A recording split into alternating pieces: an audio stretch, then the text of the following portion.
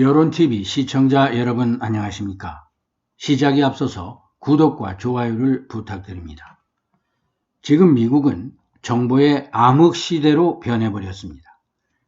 바이든과 민주당 측의 정보만이 일방적으로 유통되고 트럼프 측의 소식은 완전히 차단된 상태입니다.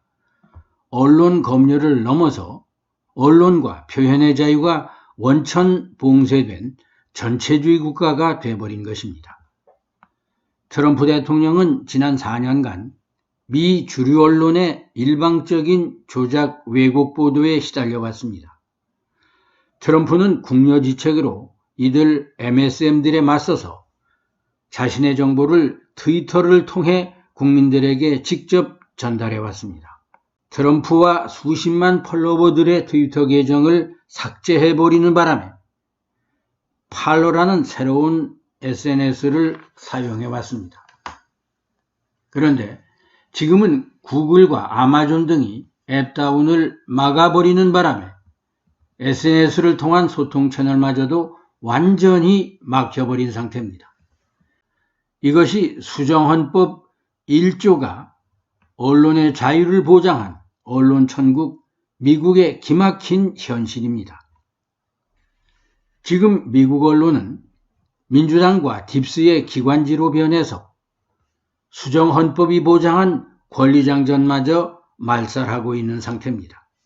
이런 상황이다 보니까 미국의 모든 언론은 지난 1월 6일 연방의회 진입 사건을 트럼프가 사주한 폭도들의 폭력 사태로 규정하고 있습니다. 그런데 당시 의사당 진입과 폭력 사태를 주도한 것은 트럼프 지지자들이 아니라 BLM과 안티파들의 소행이었다는 것이 동영상들을 통해서 구체적으로 밝혀지고 있습니다. BLM 운동가인 존 설리반이라는 자가 지난 6일 의사당 난입을 하면서 동영상을 직접 촬영을 했는데 이것을 자신의 유튜브 채널에 올렸습니다. 에포크 타임즈는 이 존 설리반의 당시 영상을 분석한 자세한 기사를 올렸습니다. 영상에서 설리번은 의사당 난입자들에게 더 깊은 곳으로 들어가라고 부추기고 하원 회의실을 지키던 경찰들에게는 당신들이 다치는 걸 보고 싶지 않다며 자리를 비키도록 설득한 것이 나옵니다. 또한 영상 속 난입자들 중에는 트럼프 지지자 외에 BLM, 안티파 등 반트럼프 성향으로 보이는 사람들이 많이 섞여 있었다고 합니다. 공군 출신 여성 애슐릿 바빗이 경찰의 총격으로 쓰러지기 전후의 상황도 아주 자세히 담겨 있다고 하네요. 설리번은 유타주의 안티파 단체인 반란 USA의 설립자로 지난 6월 유타주 프로보에서 폭력 시위를 주최해 폭력과 범죄 행위 혐의로 7월 9일 유타 카운티 교도소에 수감됐던 인물입니다. 그자는 의사당을 습격하는 것이 공공연한 비밀이었으며 이날 의사당을 습격하자는 게시물이 SNS에 퍼져 있었다고 말했습니다. 설리번의 SNS에도 무장폭동에 대한 게시글이 다수가 있었습니다. 작년 12월 28일자 트위터에는 무장혁명은 효과적인 변화를 가져오기 위한 유일한 수단이라고 썼고 올해 1월 2일에는 모든 것을 불태워 무너뜨릴 시간이다라는 글과 함께 BLM, 안티파, 자본주의, 경찰, 트럼프 등의 해시태그를 남겼습니다. 설리번은 국회의사당 난입 영상에서 난입 전 이걸 태워버리자라고 말했다고 합니다.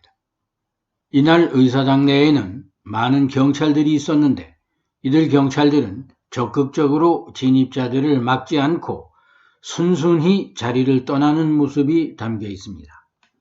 이 동영상에는 설리번이 경찰들에게 사망자가 나올 수도 있다고 말하자 경찰들은 순순히 길을 내주는 모습이 나옵니다.